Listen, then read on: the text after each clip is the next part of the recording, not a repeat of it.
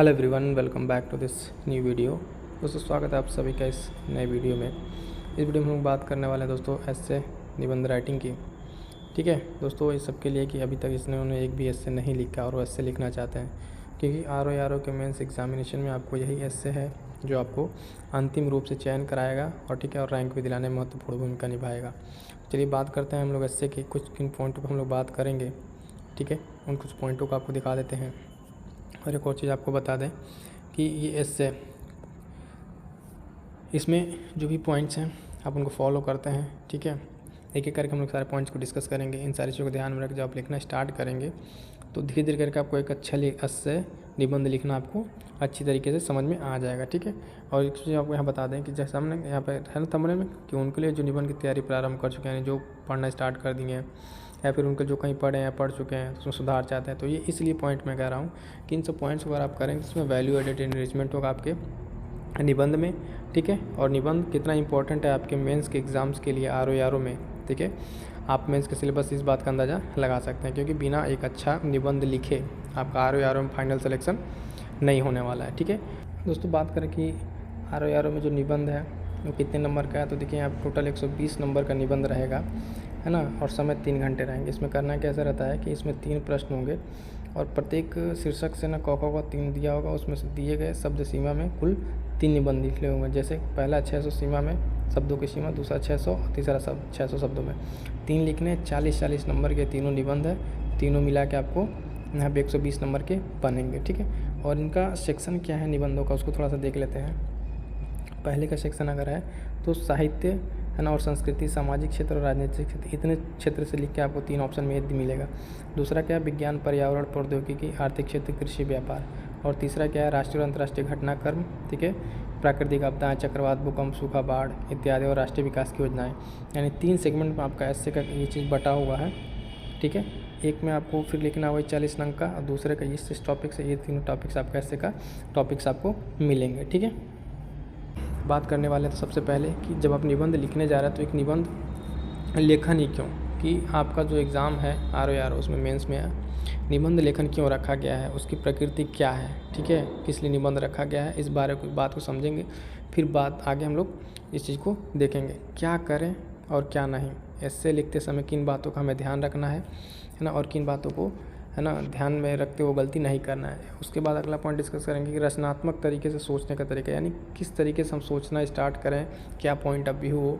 ठीक है, एस्से को लिखते समय, एस्से को पढ़ने के बाद से, उसके बाद से एक पॉइंट है कि निबंध का चयन कैसे करें, कि जब हमें कुछ टॉपिक हमारे सामने दिया जा रहा है उसमें एक अच्छे निबंध का चयन हम कैसे करें, किस निबंध को लिखना है, कैसे हम उसको सेलेक्ट करें, और फाइनली कि एक अच्छा निबंध कैसे लिखें। इस सारे पॉइंट्स हम लोग चर्चा 1 बाय 1 करके करेंगे। ठीक है, तो चलिए 1 बाय 1 करके देखेंगे।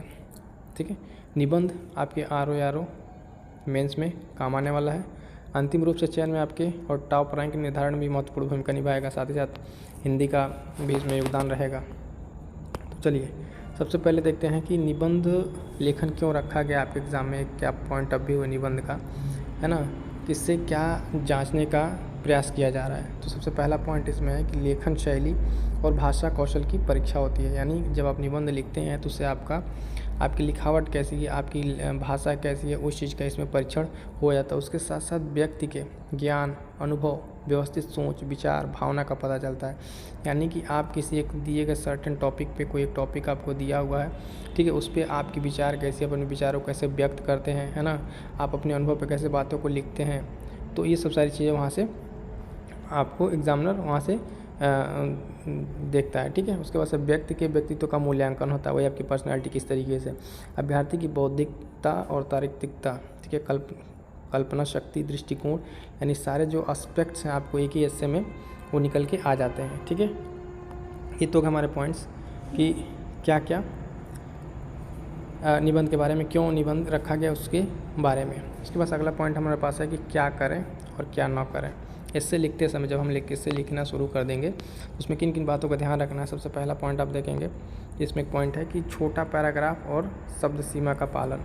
ठीक है, इसका हमें ध्यान रखना है कि बहुत ज़्यादा उसमें बड़ा पैराग्राफ ना हो, और जो वर्ड लिमिटेशन उसका ध्यान रखना है, ये हमें करना है। ठीक है, उसके बाद से कि जो सूक्तियाँ हैं, मुहावरे, उनका प्रयोग करें। जब जहाँ ज़रूरी हो वहीं पे, ऐसा नहीं कि हर जगह हम उसका मुहावरों का प्रयोग करते चले या फिर सूक्तियों का प्रयोग करते चले। और जो आपके विचार हैं, ठीक है, उनको आंकड़ों से आप स्पष्ट कीजिए। कोई बात कह रहे हैं आप, तो उस बात का जो है ना एक प्रूफ होना चाहिए, ठीक है, कि आप ये बात किस डेटा से कह रहे हैं। जैसे मान लीजिए कहीं पे अगर बाढ़ हो रहा है, उस पर कोई डेटा आप दे रहे हैं कि इससे ऐसे बिहार से बाढ़ में ये नुकसान है, तो आप किसी न किसी का रिपोर्ट को कोट कीजिए, किस रिपोर्ट में ये बातें पता चली हैं, कैसे आप इस बात को कह रहे हैं। उसके बाद से लोकतंत्र, संविधान, मानवता, नवाचार के समर्थन में हो, ठीक है। आप देखें कि जो आपका सुझाव है वो कॉन्स्टिट्यूशनल हो, मानवता के हित में हो, नवाचार हो, यानी साइंटिफिक टेम्पर वाला हो। उसके बाद से सुंदर और पठनीय लेखन, ये तो कहीं न कहीं सबको इम्पोर्टेंट उसमें रहेगा कि आपकी एक सुंदर लिखावट होनी चाहिए, है ना, और वो पढ़ने योग्य होनी चाहिए। उसके साथ साथ निबंध लेखन का अभ्यास आपको करना है। कुछ पॉइंट ऐसे हैं जिन पॉइंट को हम लोग डिस्कस करते हैं कि क्या नहीं करना है निबंध लिखते टाइम, किन बातों को हमें नहीं करना है। जैसे कि अतिवादी दृष्टिकोण का समर्थन, बहुत ज़्यादा किस चीज़ को लेकर एक्सट्रीमिस्ट होना, है ना, इस तरह का उसमें चीज़ को जिक्र नहीं करना है। मनगढ़ंत बातें जिनका तार्किक आधार ना हो, कोई ऐसी बातें को हम उसमें इंट्रोड्यूस कर दे रहे हैं ऐसे लिखते टाइम जिनका कोई मतलब देखें तार्किक आधार ना हो, लॉजिकल ना हो, तो ऐसी मनगढ़ंत बातें नहीं लिखनी है। धर्म विशेष, जाति विशेष या दल विशेष का समर्थन और विरोध, दोनों चीज़ नहीं करनी। पॉइंट काफ़ी इंपॉर्टेंट है। ऐसे लिखते टाइम ये चीज़ें झलक जाती हैं कि जब एग्जामिनर आपकी कॉपी चेक करता है उसमें पता चल ही जाता है कि आप किस माइंडसेट के हैं। वो तो हमने डिस्कस करा ना कि इससे पता चलता है कि आप किस माइंडसेट के हैं। तो इस चीज़ पे ध्यान देना। भले आप समर्थन करते हो, उस चीज़ को अपने अंदर रखिए, लेकिन निबंध लिखते टाइम ये चीज़ आपके हिस्से में नहीं झलकनी चाहिए। उसके बाद एक पॉइंट है कि सरकार की नीति और योजनाओं को सीधे आलोचना, ये आप नहीं करेंगे, क्योंकि आप ब्यूरोक्रेट्स बनेंगे, जाकर आपको शासन में रहना। आप शासन बनाने वाले नहीं, शासन इम्प्लीमेंट करने वाले, ठीक है। तो पॉलिसी इम्प्लीमेंटर बनना है आपको, उस पोस्ट पे जा रहे हैं। तो इस तरह की चीज़ें सब बचेंगे कि सीधे हाँ उसमें आप सुझाव दे सकते हैं किस चीज़ को और बेहतर किया जा सकता है, लेकिन डायरेक्ट आप सीधे आलोचना नहीं करेंगे। उसके बाद से है कि नकारात्मक और निराशावादी दृष्टिकोण, ऐसा नहीं कि ऐसे लिख ले अरे बाबा इसका कोई समाधान ही नहीं हो सकता है, ये ऐसा वैसा की चीज़, अभी तो बहुत बड़ा चीज़ आ गया है ना। नहीं, तो आपको कोई भी कितना भी वो चीज़ हो, उसके साथ आपको एक पॉजिटिव नोट पे आपको निबंध को ख़त्म करना है। विवादास्पद कथनों का प्रयोग या उसका उल्लेख नहीं करना है। जो चीज़ डिस्प्यूटेड है उसका यहाँ पे जिक्र नहीं करना है, ठीक है। ये पॉइंट ध्यान रहेगा फ्रेंड कि क्या करना है और क्या नहीं करना है। इस चीज़ को पहले आप धीरे धीरे समझते चलिए, फिर आपको पूरी तरीके से इससे समझ में आ जाए कि इससे को क्या करना है क्या नहीं। उसके बाद से देखिए प्रासंगिकता, जो आप एस्से लिख रहे हैं उसकी प्रासंगिकता क्या है, कैसे है, ठीक है। जो आप चीज़ लिखने जा रहे हैं ना एस्से में, उसमें लेखन की विषय वस्तु से संबंधित, तो ये नहीं कि आप जो टॉपिक ले लें उससे कुछ भी रिलेवेंट चीज़ें, जो अनरिलेटेड चीज़ उसमें लिखे जा रहे हैं, तो ये नहीं। जो आप लिख रहे हैं उसकी प्रासंगिकता हो, ठीक है। गैर प्रासंगिक पक्षों को उल्लेख ना करें, वही बात कि जो उससे रिलेटेड ना हो। ये नहीं कि अब आपको आ रहा है, आप बहुत अच्छे से उसका कमांड है, वो चीज़ आप लिखते चले गए, नहीं, ऐसा नहीं करना है, ठीक है। ऐसे से रिलेटेड हो, जो टॉपिक है यानी उससे रिलेटेड वही बात लिखेंगे। जो लिखा जाए उसका प्रत्यक्ष अपरोक्ष संबंध विषय वस्तु से, फिर वही बात कि टॉपिक से आपको भटकना नहीं है, ठीक है ना। टॉपिक से भटकना नहीं है। जैसे कि नीचे यहाँ पे एक है कि यदि निबंध का विषय समस्या प्रधान है, ठीक है, तो फिर भी निबंध लिखते समय निम्नलिखित पक्षों को ध्यान में रखना चाहिए। जैसे समस्या का स्वरूप, ठीक है, क्या है समस्या, कैसे उसको डील करना है।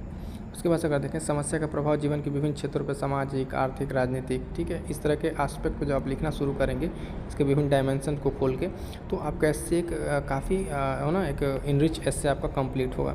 समस्या का कारण पे आप बात करेंगे, ठीक है, कारण क्या है, जैसे एग्जाम्पल के तौर पर समस्या को दूर करने के लिए किए गए प्रयास, क्या किया जाना चाहिए, क्या करना होगा, नए व्यवहारिक उपाय, ठीक है, नवाचार के जो है। तो ये सब सारी चीज़ें जैसे क्या हो गया यहाँ पे एस्से को लेके जब हम बात करते हैं कि अगर ये समस्या प्रधान है तो इस डायमेंशन में इस चीज़ को देख सकते हैं, ठीक है। ये एक सारे पॉइंट्स हो गए। उसके बाद हम बात करते हैं पॉइंट्स कि किस तरीके से आप उस चीज़ को सोचें, सोचने का तरीका आपका क्या हो, कि जो आपके एस्से निबंध में एक रचनात्मक चीज़ें योग्यता आपके अंदर डेवलप हो, ठीक है। तो विषय को संबंधित भावात्मक और सृजनात्मक दोनों पक्षों को लिखेंगे, उससे रिलेटेड जो ये दोनों पक्ष हैं, ठीक है, भावनात्मक, सृजनात्मक, ये दोनों पक्षों का आप विस्तार पूर्वक लिखेंगे, ठीक है। और ये चीज़ कैसे आएगी, आपकी रीडिंग स्किल से हैबिट डेवलप होते थे, चीज़ें आपके अंदर डेवलप होंगी। पक्ष और विपक्ष, ठीक है, समन्वय की स्थिति बताएंगे, ठीक है, यानी उन दोनों के बीच कोऑर्डिनेशन क्या है, कैसे चीज़ें परस्पर हैं, इस चीज़ को आपको देखना है। अतिवादी के दृष्टिकोण से बचेंगे, इस पॉइंट हमने डिस्कस कर लिया। नकारात्मक पक्ष के साथ साथ सकारात्मक पक्ष और गुणों को भी लिखेंगे और दोनों को चर्चा करेंगे। चीज़ें हैं नेगेटिव है उसको भी लिखेंगे, लेकिन कोशिश रहेगा कि जो चीज़ें आपका एंड हो ना वो पॉजिटिव नोट पे ख़त्म हो, रवैया उसका सकारात्मक हो, ठीक है, यानी आप उसको पॉजिटिव नोट पे चीज़ों को ख़त्म करेंगे। प्रभावी तरीका कैसे बना सकते हैं? अगर आप एस्से लिख रहे हैं तो उस एस्से को आप कैसे प्रभावी तरीका, यानी उसको बनाने का क्या तरीका है कि आप कैसे एक काफ़ी इम्पैक्टफुल हो, पढ़ने के बाद उसको ना मतलब लगे कि हाँ इस बंदे ने कुछ लिखा है। पहला पॉइंट उसमें देखेंगे कि प्रभावी बनाने के लिए विद्वानों के कथन, कविताएं, सूक्तियाँ, लोकोक्तियाँ, मुहावरे, उदाहरणों से इसके आप स्टार्ट कर सकते हैं। अब जरूरी नहीं कि हम इस चीज़ को है तो इम्प्लीमेंट ही करेंगे, वो रिलेवेंट होना चाहिए उस चीज़ से। क्रमबद्धता और तारतम्यता का होना आवश्यक, यानी जो आप लिख रहे हैं लिखने का फ्लो आपका एक के बाद एक सेंटेंस कनेक्टेड होना चाहिए, नहीं कि यहाँ पे बात कुछ और चलिए अगले पैराग्राफ में जाकर बात कुछ और होने लग रही है ना। संस्कृत निष्ठ भाषा ना हो, यानी बहुत ज़्यादा क्लिष्ट शब्द ना हो, तत्सम शब्दों का प्रयोग ना हो, भाषा मतलब ऐसा हो कि समझ में आए। उर्दू के शब्दों का भी प्रयोग कर सकते हैं कहीं कभार, अगर आपको उर्दू के शब्द कुछ ऐसे मिल रहे हैं जो बहुत ही रिलेवेंट है दिख रहे हैं तो उसका आप उपयोग कर लीजिए, ठीक है। अगला पॉइंट में है कि प्रभावी शब्दों एवं सारगर्भित विचारों को निबंध से जोड़ें, ठीक है। इसको कैसे जोड़ना है ना, कि कुछ ऐसे सेंटेंस हैं जिससे मान लीजिए कि आता है कि पर्यावरण को लेकर, तो आप इसको यहाँ से जोड़ सकते हैं पर्यावरण को कि ये हमारे डीपी क्या कहते हैं फंडामेंटल राइट में, है ना, फंडामेंटल राइट और क्या कहते हैं उसमें फंडामेंटल ड्यूटीज़ में, दोनों में। तो एक नागरिक का एक कर्तव्य बनता है कि चीज़ों को इस तरीके से समझो और संविधान से भी जोड़ के इस चीज़ को आप दिखा सकते हैं, है ना। और व्यापक फलक न दे, मतलब अनावश्यक रूप से आप चीज़ों को क्या कहते हैं एक्सटेंड ना करें। एंड ठीक है, फिर एक चीज़ आपको बताएं कि निबंध का चयन, फाइनली कि निबंध का चयन कैसे करें, एक पॉइंट ये है हमारा। अब देखिए इतनी सारी चीज़ें समझने के बाद जब हम निबंध को सेलेक्ट करने की बात आती है कि हमारे पास जो दो तीन निबंध दिए रहे उनका कैसे सेलेक्ट करें, तो देखिए सबसे पहले निबंध को पढ़िए। आपको एक बात बताते हैं कि ये चीज़ रफली कार्य करना रहता है हमें, एक प्रस्तावना के बारे में, निबंध के मध्य भाग और उपसंहार, इसमें क्या क्या लिखना है आपको रफली एक आइडिया होना चाहिए। तो देखिए सबसे पहले तो थोड़ा समय लीजिए, 2 मिनट 5 मिनट का जो भी समय लीजिए, जो भी आपका निबंध है सारे निबंधों को आप पढ़िए, उसको देखिए कि आप उसमें कितनी पॉइंट्स को जानते हैं, कैसे कैसे चीज़ों को आपको कंटेंट होता है ना सारा आप डिराइव कर लीजिए। और उसके बाद कॉपी के होता है रफ पेज बनाइए और उसको वहाँ पर सारा लिख डालिए, क्या ना, एरो बना के ये चीज़ हमको इंट्रो में लिखना है, यानी प्रस्तावना में लिखना है, ये पॉइंट्स लिखने हैं, मध्य भाग में इतने ये सारी चीज़ें इंप्लीमेंट करनी है, उपसंहार में ये सब सारी चीज़ें इंप्लीमेंट करनी है, ठीक है। तो एक जब आपके पास रफ डायग्राम रहेगा तो चीज़ें आपकी व्यवस्थित तरीके से चलेंगी, ठीक है। तो ये था फ्रेंड्स एक पूरा एस्से के लेके जितना जो भी सारे टॉपिक्स थे, हमने सारे टॉपिक्स को इसमें आपको बताया। इस चीज़ों को आप अगर फॉलो करते हैं, है ना, इतनी सारी चीज़ें है निबंध लिखने के लिए, तो आपके लिए काफ़ी हेल्पफुल होंगे। और स्टार्टिंग में आपको सबसे पहले ना इसमें चीज़ों को लेकर परेशान नहीं होना है। क्यों नहीं होना है? क्योंकि आप देखेंगे अगर कि एस्से लिखते टाइम लास्ट में अगर आप देखेंगे तो पहले कोई भी एक टॉपिक लीजिए, अगर बिल्कुल नहीं लिखा तो उसको लिखना स्टार्ट कीजिए, पढ़िए, उसकी समझ डेवलप कीजिए, देन उसके बाद से चीज़ें आपको बेहतर होती चली जाएंगी, ठीक है। तो ये था दोस्तों आज के लिए निबंध को लेके, ठीक है। मिलते हैं हम लोग किसी नेक्स्ट वीडियो में, है ना।